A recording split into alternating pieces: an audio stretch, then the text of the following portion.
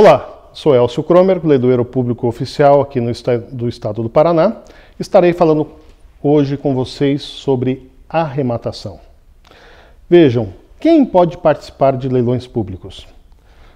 Toda e qualquer pessoa pode lançar, pode participar de um leilão público.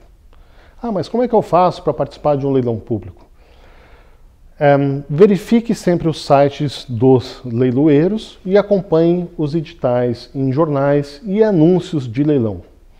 Por exemplo, no estado do Paraná, via de regra, nos editais aos domingos, sempre há anúncio no jornal Gazeta do Povo de leilões judiciais ou extrajudiciais. Nos leilões judiciais, a participação de todos é permitida, à exceção do leiloeiro, que não pode comprar os próprios bens que vende, o juiz da própria causa, no caso de um processo falimentar, o falido, no caso de uma vara, os serventuários ou os servidores que estão intimamente ligados àquele determinado processo. Há uma norma da Corregedoria do Tribunal de Justiça do Estado do Paraná que não permite que juízes estaduais participem dos próprios leilões judiciais, de si ou de outras varas. Mas, a princípio, a participação de todos é livre.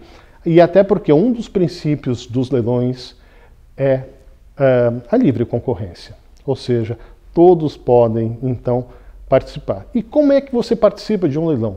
Exatamente como você vê nos filmes. Vá ao local do leilão e, quando o leiloeiro apregoar, verifique exatamente o que ele está apregoando e levante a mão. E seu lance vai ser recebido. Mas cuidado, os bens são vendidos no estado em que se encontram.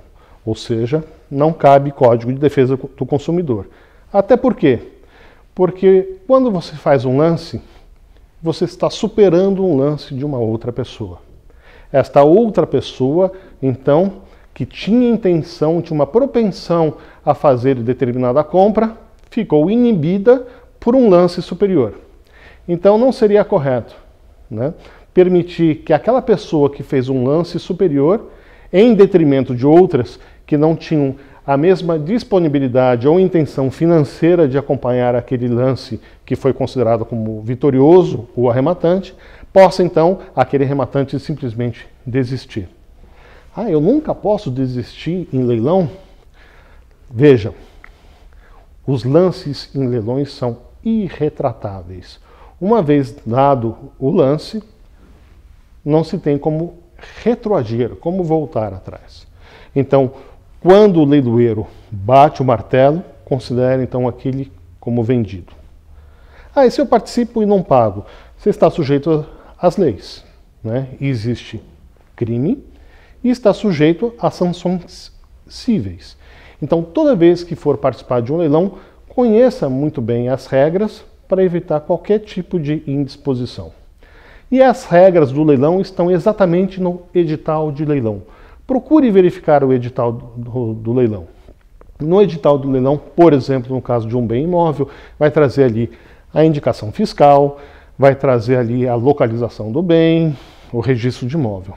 Conheço uma série de participantes em leilões que, ao verificar nos editais, os editais, obviamente, eles são publicados com muita antecedência, né? Existem regras dessas antecedências, prazos legais. Eles correm no registro de imóvel, vão verificar a condição do imóvel, vão verificar se existem débitos condominiais, como é que está a situação em relação a tributos, de uma forma geral. Mas veja quanta coisa interessante e que hoje você está aprendendo aqui. Quando um processo é um processo de ação de condomínio, as dívidas condominiais são exatamente o objeto daquela ação. Então, quem arremata, arremata sem dívidas de condomínio. Já quando um processo é um processo de outra natureza que não dívidas condominiais, verifique, porque as dívidas de condomínio acompanham o imóvel. Em relação a impostos, por exemplo, o IPTU, o imposto predial, ou eventualmente laudêmio, aforamento, INCRA, todos os tributos subrogam-se ao preço. Isso é a inteligência do artigo 130 do Código Tributário Nacional. Ou seja, você jamais vai arrematar um bem em leilão judicial tendo que pagar algum imposto em atraso. Claro que o imposto sobre a transferência do bem, porque você arrematou, né? Obviamente aquele imposto municipal que se paga, né, nas transmissões, o ITBI, esse você vai pagar porque o fato gerador foi a compra do imóvel. Mas você jamais vai responder por nenhum tributo anterior a isso.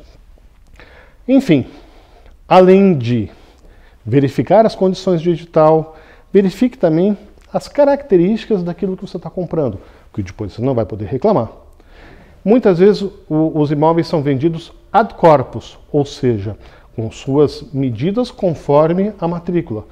Vá verificar o imóvel em loco. Ele pode ter uma metragem maior, uma metragem menor, pode ter, de repente, um potencial construtivo, uma série de outras informações que muitas vezes elas não estão no processo. E tenho certeza que aí sim você vai ter as melhores condições de compra. E aí estão as melhores oportunidades, nesses leilões judiciais.